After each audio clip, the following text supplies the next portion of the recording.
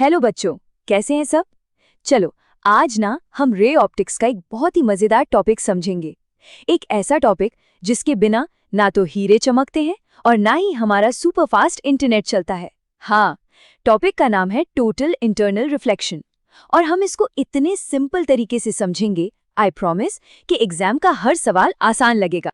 तो सबसे पहला सवाल जो दिमाग में आता है वो ये कि हीरे यानी डायमंड्स इतने ज्यादा क्यों चमकते हैं। आखिर ऐसी क्या खास बात है उनमें? कोई जादू है क्या? नहीं, ये जादू नहीं है। इसके पीछे है एक जबरदस्त फिजिक्स का कॉन्सेप्ट जिसको हम आज आराम से समझेंगे।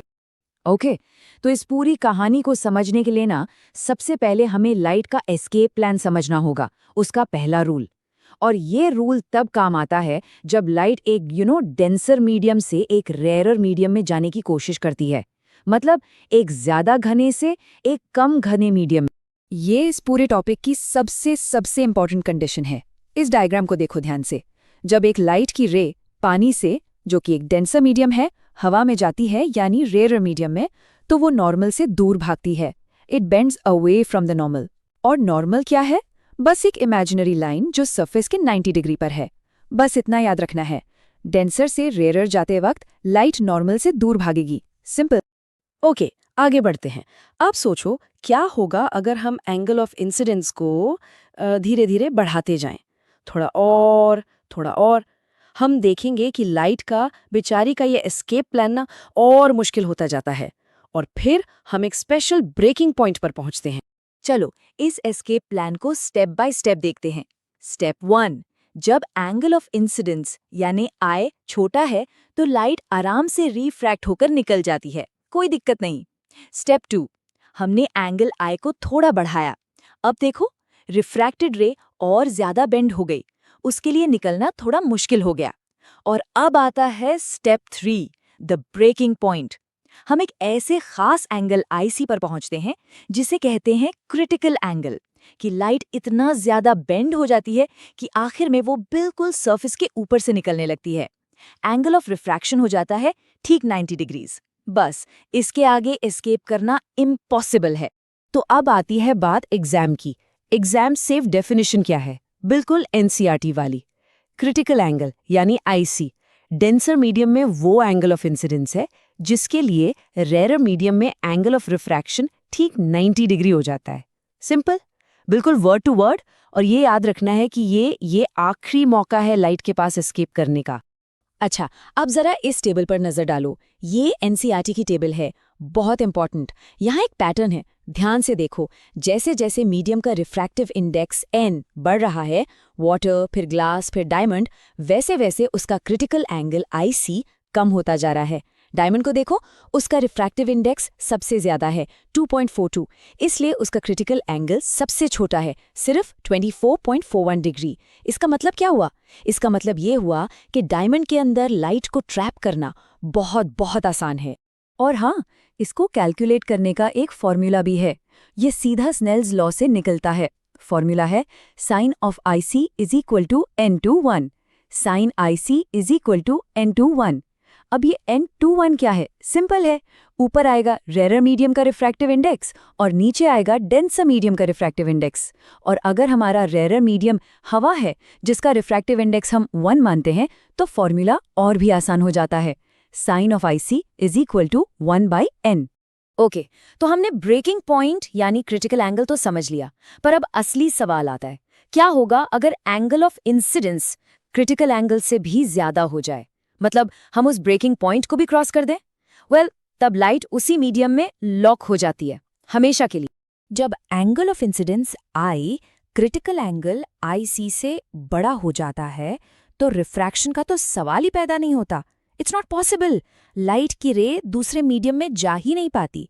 वो पूरी की पूरी 100% वापस उसी डेंसर मीडियम में रिफ्लेक्ट हो जाती है। और इसी ब्यूटीफुल फिनोमिनन को हम कहते हैं टोटल इंटरनल रिफ्लेक्शन।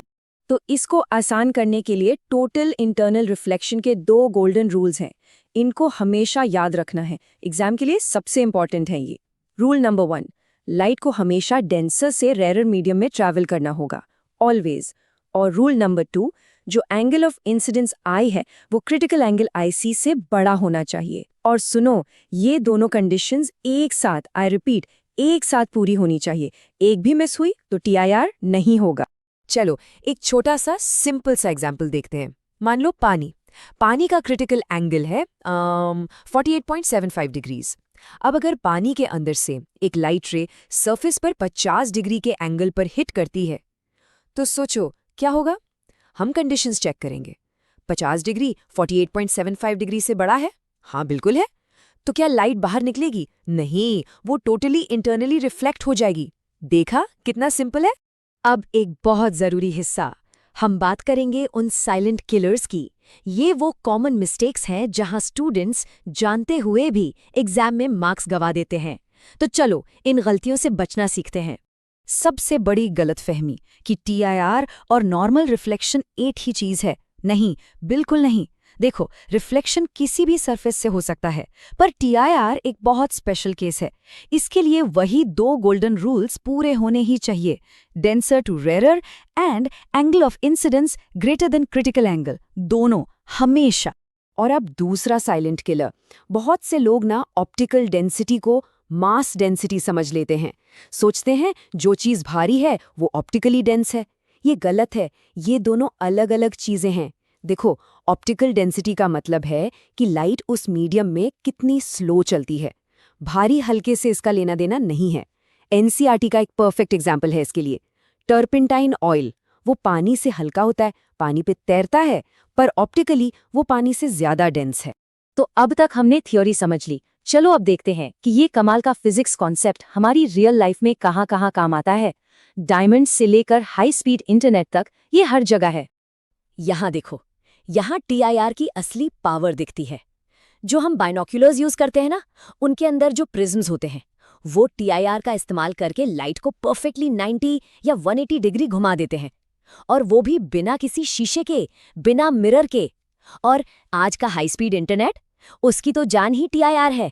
जो ऑप्टिकल फाइबर्स हैं उनके अंदर लाइट सिग्नल्स लाखों बार टोटल इंटरनल रिफ्लेक्शन करते हुए ट्रैवल करते हैं, और सबसे कमाल की बात, बिना किसी एनर्जी लॉस के।